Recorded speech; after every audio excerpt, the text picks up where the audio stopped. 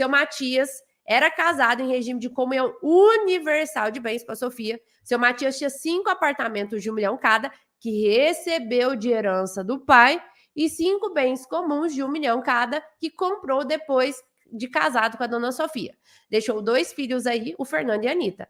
Gente, no regime de comunhão universal, bem recebido de herança é também patrimônio comum.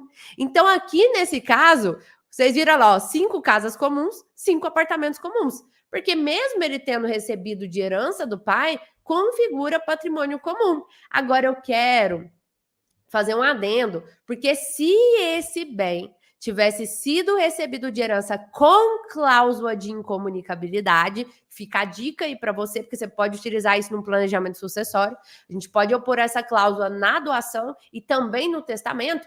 Esse bem recebido de herança com cláusula de incomunicabilidade, ele tem natureza de patrimônio particular. No Código Civil atual, o cônjuge ele pode herdar, sim, no bem com cláusula de incomunicabilidade. Eu tenho que analisar regime de bens.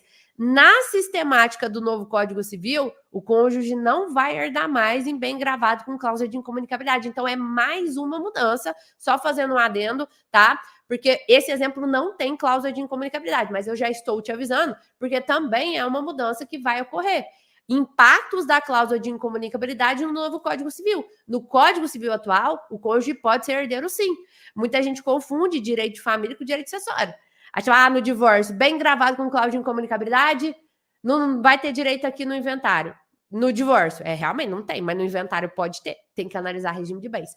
E com quem está concorrendo. Mas voltando aqui para o nosso exemplo, aqui não tem cláusula de incomunicabilidade, é só um bem recebido de herança, então é um patrimônio, o quê, gente? Comum. Como é que vai ficar a partilha? Como aqui tudo é patrimônio comum dos dois, Dona Sofia tem direito à meação sobre tudo. Então, metade de todo esse patrimônio de 10 milhões de reais vai ficar para a Dona Sofia por força de meação. Então, no Código Civil atual, Dona Sofia recebe 5 milhões por força de meação e a gente não paga imposto sobre esses 5 milhões. E o que a Anitta recebe de herança? 2 milhões e 500. Por que 2 milhões e 500, gente? Ela vai receber 1/4 das casas comuns e 1/4 dos apartamentos comuns. E o Fernando a mesma coisa. Qual é o monte partilhável aqui, segundo a sistemática do Código Civil atual? 5 milhões é o monte partilhável. Vocês viram como aqui reduziu? 2 milhões e 500 no monte partilhável foi a redução. Por que teve redução, gente? Porque não incide imposto sobre meação. Então, aqui eu vou ter uma redução, inclusive, do valor do imposto que vai ser pago. Tá vendo como mudou o regime de bens? Altera monte partilhável, altera a análise do caso, altera a partilha, altera tudo, e a gente erra em efeito dominó. Se você errou aqui na análise do caso, você vai errar no plano de partilha, você vai errar na declaração de imposto, porque, gente, é tudo. Você analisou aqui, depois para pôr na minuta, é a mesma coisa aqui para declarar, é a mesma coisa daqui. O erro aqui reflete no erro em tudo, tá? E como que ficaria no novo Código Civil? Não haveria alteração no regime de comunhão universal. Porque, nesse caso aqui em específico, ela já não seria herdeira, segundo a sistemática do nosso Código Civil atual, quando ela está concorrendo com os descendentes. Por quê, gente? Lá no artigo 1829, inciso 1 fala: o cônjuge concorre com os descendentes, salvo se casar no regime de comunhão universal de bens. Só que aqui eu não coloquei, porque senão ficaria muita coisa, mas eu não aguento, né, gente? Eu começo a falar, eu não aguento, né? Eu me coço para dar informação para vocês.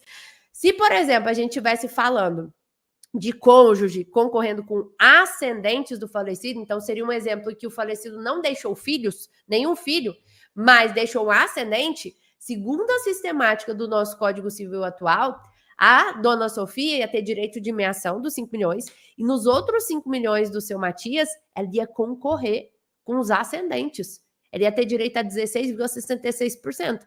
Agora, com a alteração do Código Civil, ela não mais concorre com os ascendentes. Então, aí os ascendentes passaram a ter o pai 50% do que era do Matias, a mãe 50% do que era do Matias. Então, você está vendo como o novo Código Civil ele traz impactos, inclusive a depender de com quem está concorrendo, porque a comunhão universal não teve alteração quando eu falo de cônjuge concorrendo com descendente, mas com ascendente vai ter alteração sim. Então, a gente sempre tem que analisar. Eu gosto sempre de falar, a primeira coisa que a gente analisa, pode anotar, porque isso aqui vale para todo e qualquer inventário que você for fazer na sua vida. A primeira coisa que você precisa saber era qual regime de bens o falecido era casado ou convivia em união estável. Dito isso, com quem que o cônjuge concorre na sistemática do Código atual, né? Porque se for descendente é uma regra, se for ascendente é outra, se ele estiver sozinho, outra. Agora, com a mudança de código, não vai importar se tiver, né, o cônjuge, a gente vai ter que olhar se tem descendente, aí ele puxa tudo. Se tem ascendente, o ascendente puxa tudo. E aí só depois o cônjuge ou companheiro vai ter direito de herança. Essa é a ordem de vocação hereditária. O que é ordem de vocação hereditária? A ordem das pessoas que vão ser chamadas para receber a herança do falecido. Na sistemática do Código Civil atual, qual é a ordem dos herdeiros? Descendente, junto com o cônjuge, a depender do regime de bens. Tem regime de bens que o cônjuge não recebe, se tiver descendente. Depois, não tem descendente nenhum, os ascendentes são chamados, ou seja, pais, avós, bisavós do falecido, em concorrência com o cônjuge. Ah, não tem nem descendente nem ascendente. Aí o cônjuge ou o companheiro fica com tudo. No novo Código Civil, não. Descendente, puxa tudo. Não fica nada pro cônjuge companheiro. Ah, só se não tiver descendente, aí o ascendente recebe. Não tendo ascendente, aí o cônjuge ou companheiro recebe.